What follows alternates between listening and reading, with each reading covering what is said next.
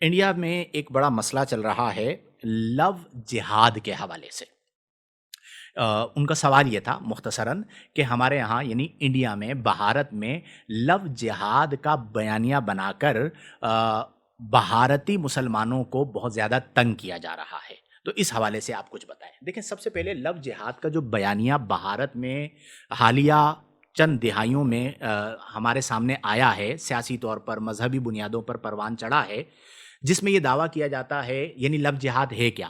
اس میں دعویٰ یہ کیا جاتا ہے کہ مسلمان مرد منظم منصوبہ بندی کے تحت ہندو عورت کو محبت کے ذریعے اسلام میں داخل کرتے ہیں۔ یہ لو جہاد ہے، یعنی کہ ایک مسلمان مرد ہے، وہ جو ہے وہ معاذ اللہ محبت کا ڈھونگ رچاتا ہے ایک ہندو عورت کے ساتھ، پھر وہ ہندو عورت جو ہے وہ اسلام قبول کرتی ہے اور ان کی شادی ہو جاتی ہے۔ چونکہ غیر مسلم سے شادی ہو نہیں سکتی، تو یہ جو لو ہے یعنی محبت ہے، اسے جہاد کے طور پر یعنی ہندوؤں کو غیر مسلم بنانے کے لیے، ان کے مطابق یعنی مسلمان بنانے کے لیے، ہندو مذہب سے دور کرنے کے لیے جہاد کے طور پر لو کو، محبت کو استعمال کر رہے ہیں۔ اب سب سے پہلے ایک بات یاد رکھیے کہ جب اس الزام کو ہم دیکھتے ہیں تو اسلامی تعلیمات کے جو معاشرتی اصول ہیں اور زمینی حقائق کے آئینے میں جب ہم اس معاملے کو رکھتے ہیں تو یہ ایک محض فکری مغالطہ اور من گھڑت پروپیگنڈا ہے۔ میں نے اس کو تھوڑا سا مطالعہ کیا، اس کے اوپر میں نے ریسرچ کی، چیزوں کو نکالا، تو اب لو جہاد کے حوالے سے اسلام کیا کہتا ہے میں آپ کو بتا دیتا ہوں۔ اب اس کا استعمال کیا ہو رہا ہے وہ ایک الگ چیز ہے کہ آپ کسی پر الزام لگائیے، وہاں پر مسلمان اقلیت کے اندر ہیں، آپ ان پر یہ والا الزام لگا کر انہیں تنگ کیجیے، وہ ایک الگ معاملہ ہے۔ سب سے پہلے یہ بات یاد رکھیں کہ اسلام میں زبردستی قبول اسلام حرام ہے۔ قرآن کریم فرقان حمید میں اللہ کریم نے فرمایا لا اکراہ فی الدین، دین میں جبر نہیں ہے۔ اسلام کا اصول ہے کہ دین میں داخلہ صرف ایمان کی بنیاد پر ہو سکتا ہے، دھوکے کے لیے یعنی دھوکے کے سبب یا لالچ کی بنیاد پر اسلام میں داخلہ نہیں ہو سکتا۔ لہذا اگر کوئی مسلمان شادی کے لیے اسلام کا نام اسلام کا استعمال کرتا ہے تو وہ اسلام کی روح کے خلاف ہے۔ یعنی اگر بالفرض کوئی یہ عمل لو جہاد کر بھی رہا ہے تو یہ روح اسلام نہیں ہے، اسلامی تعلیمات نہیں ہے، اور نہ وہ اسلام کی نمائندگی کر رہا ہے۔ لہذا بنیادی طور پر اسلام میں لو جہاد کا کوئی کانسیپٹ ہی نہیں پایا جاتا، نمبر 1۔ نمبر 2 یہ ہے کہ نکاح ایک سماجی معاہدہ ہوتا ہے، یہ کوئی سازش نہیں ہے کہ نکاح کو ہندوؤں کے خلاف سازش کے لیے استعمال کیا جائے۔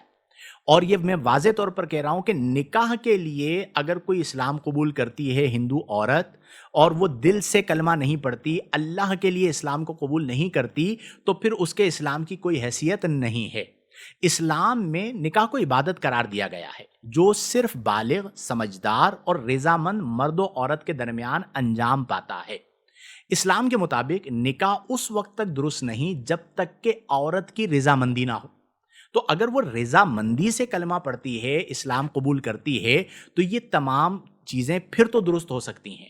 لیکن اگر اسے مسلمانوں پر الزام کے طور پر استعمال کیا جاتا ہے تو یہ بالکل غلط ہے اور اسلام کے منافی ہے۔ اسلام میں اس طرح کی کوئی چیز نہیں پائی جاتی۔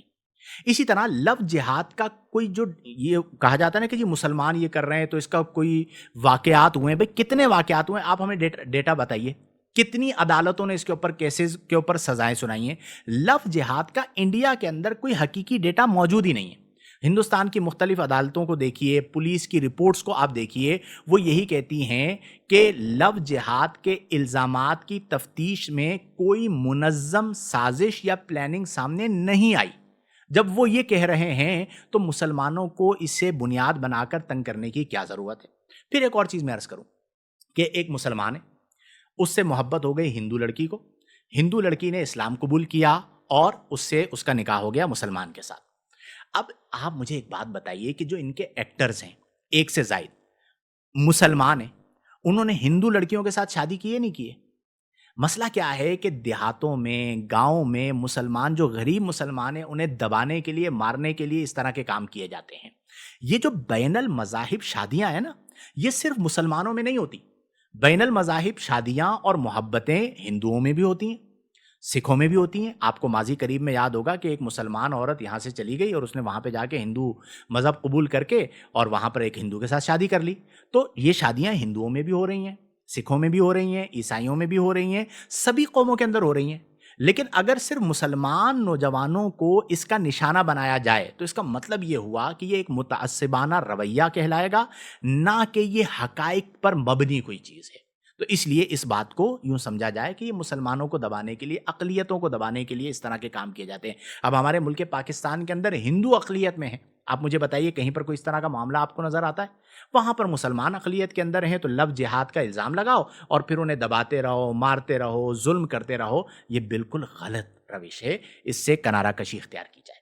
اسی طرح مذہب جو ہے, دین اسلام کی میں بات کر رہا ہوں, لفظ جہاد کے تناظر میں مذہب کی دعوت ہمیشہ محبت سے دی جاتی ہے, فریب سے نہیں. یہ جو لو جہاد کا کانسیپٹ ہے یہ تو بنیادی طور پر ایک فریب پر مشتمل ہے. یہ لفظ ہی غلط ہے کہ جی محبت میں مبتلا کر کے اسے مسلمان بنانے کے لیے فریب دیا گیا کہ میں تم سے پیار کرتا ہوں. اس کی اسلام میں کوئی اجازت نہیں ہے. اگر کوئی غیر مسلم عورت قرآن کریم فرقان حمید, سیرت نبوی صلی اللہ علیہ وسلم یا کسی مسلمان کے کردار سے متاثر ہو کر اسلام قبول کرتی ہے تو یہ دعوت و کردار کا نتیجہ ہے, نہ کوئی سازش. لہذا لب لباب یہ ہوا کہ اسلام کی تعلیمات اور حقائق کی روشنی میں یہ بات بالکل واضح ہے کہ لفظ جہاد کا جو الزام مسلمانوں پر لگایا جا رہا ہے یہ بالکل بے بنیاد ہے. اسلام ہرگز یہ اجازت نہیں دیتا کہ دین کو کسی ذاتی مقصد یا فریب کے لیے استعمال کیا جائے, اور اگر کوئی ایسا کرتا ہے تو وہ اسلام کی تعلیمات کے مطابق نہیں ہے, وہ اپنے نفس کا نمائندہ, اسلام کا نمائندہ نہیں ہے. یہ پروپیگنڈا بنیادی طور پر بھارت میں اقلیتوں کے خلاف نفرت پھیلانے کے لیے ایک ہتھیار کے طور پر استعمال کیا جا رہا ہے, جو بالکل غلط ہے. تو امید یہ ہے جن بھائی نے لفظ جہاد کے حوالے سے سوال کیا تھا وہ کلیئر ہو گیا ہوگا کہ یہ مسلمانوں پر ایک الزام ہے, اس کا اسلام سے کوئی تعلق نہیں ہے.